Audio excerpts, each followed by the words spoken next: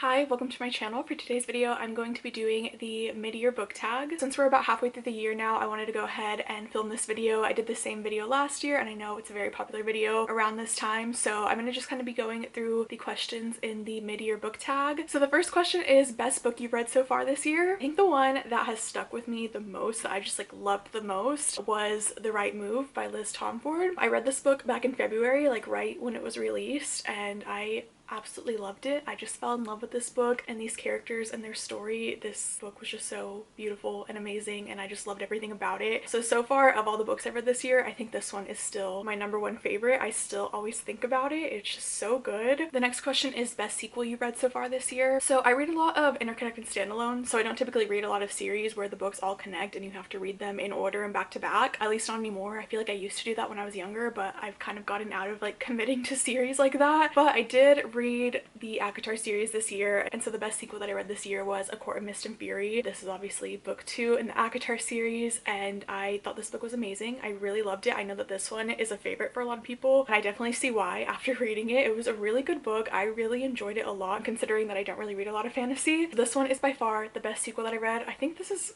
actually one of the only sequels I've read this year, honestly, now that I think about it, because like I said, I mostly read interconnected standalones, so if you want to count those, then I guess, but this is pretty much the only book that I've read that is a true sequel that follows another book before it. The next question is new release that you haven't read yet but want to. So the first one that just immediately comes to mind, mainly because it literally just came out and I keep seeing people talk about it, is Reckless by Elsie Silver. I feel like everyone has been obsessing over this book and everyone seems to love it, and I really love this series. I've only read the first 2, so I do have to read Powerless, which also came out earlier this year, but I've been really wanting to read Reckless, so I am planning to read both of those very soon because, like I said, everyone's just been talking about this book and I've been really excited for it, and I feel like I'm gonna really love this one, so I can't wait to get to it. The next question is most anticipated release for the second half of the year. I feel like there's so many books that are coming out, especially this fall. There's going to be a lot of really good books that I'm really excited for. So the very first one that comes to mind is King of Greed by Anna Huang. This is a 3rd book in the Kings of Sin series, so I'm really excited for this one. I really liked the first 2 in this series, and so this one is a marriage and trouble trope, which I love that trope so much. It's one of my favorite tropes ever, so I can't wait to read this one. I feel like I'm gonna love it. I'm gonna be obsessed with it. It might become my new favorite of the series, but I've just been really excited for this one, so this is definitely my most anticipated of all the books that are coming out in the second half of the year. And then another new release that I'm excited for is Betting on You by Lynn Painter. This is her next YA book that's coming out in November, I'm pretty sure. So I've really loved her first 2 YA books. I think she's only had 2 so far, Better Than the Movies and The Do-Over. Both of those books were just the cutest thing ever. I loved them so much. So this one I can't wait for. It's supposed to be inspired by When Harry Met Sally, which is one of my favorite movies, so I have a good feeling about this one. I've loved her book so far, so I'm really excited for this one as well. The next question is biggest disappointment. So this year I haven't had too many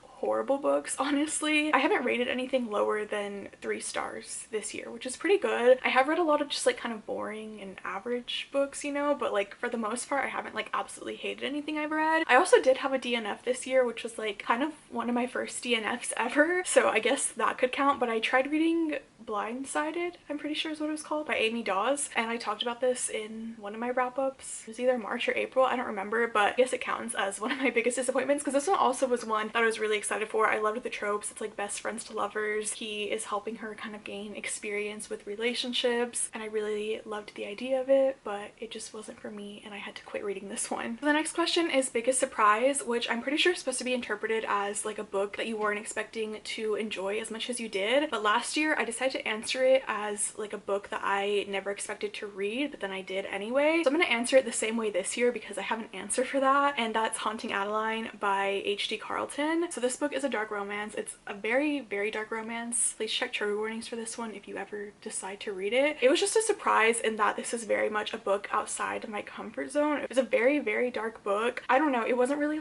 enjoyable to me, but it was also a book that I flew through. I finished it so quickly, but at the same time it made me really anxious, and I didn't really like that, and honestly I don't think I'll ever read anything like this again. The next question is favorite new author, whether it's a debut author or a new to you author. So I have a few that I can list. So my first one is Liz Tomford, because I did mention earlier that The Right Move is my top read of this year. I also read Mile High by her. That was my very first read of the year, and I really loved both of those books, so I'm excited for her next book that's coming out later this year actually. So she's one of my new favorite authors. I definitely plan to read whatever she writes next. Next is Elizabeth O'Rourke. I have read This Summer We Fell by her, and then I recently read A Deal with the Devil, and I've just enjoyed her books so far. Like, I was kind of looking through her backlist and almost all of them pretty much seemed like books that I would want to read, so I definitely plan to get through more of her books at some point because I have enjoyed what I've read by her so far. The next question is newest fictional crush. I am going to bring up The Right Move again because Ryan Shea from The Right Move is like my favorite book boyfriend of this year. He is just perfect. The way he showed his love for her was just so sweet, like the things he did. One of my like favorite quotes, book quotes that I've read this year comes from this book, and he tells her something along the lines of he's sorry that anyone ever made her feel like she was hard to love because loving her is the easiest thing, and I think about that quote all the time. Next is newest favorite character. So I have a few. I mean, one of them is Indy from The Right Move. I really loved her. I felt like she was a very relatable character. Next, I did really love Harriet from Happy Place by Emily Henry. I just related to her so much, so I just really loved that book a lot because of how much I feel like I saw myself in her as a character. And then one of my other favorite book couples that I've read this year was Chloe and Santiago from Redeemed by Lauren Asher. This is book 4 in the Dirty Air series, and I just completely fell in love with this book. I loved this couple. So they're also some of my new favorite characters that I've read. The next question is book that made you cry. Honestly, I haven't read that many books this year that were like super heartbreaking. Like, I think all the books I've read this year have had happy endings pretty much. Yeah, I haven't really read one this year that like completely destroyed me. I feel like in the last couple years I definitely read like really heartbreaking books, but so far this year it hasn't been too bad. However, I have cried in some of the books I've read. So the first one, you know, contrary to its title, it was Happy Place. So this one did make me cry, even though it seems like it'd be a cute happy book, which it was at some points, but it also made me cry. So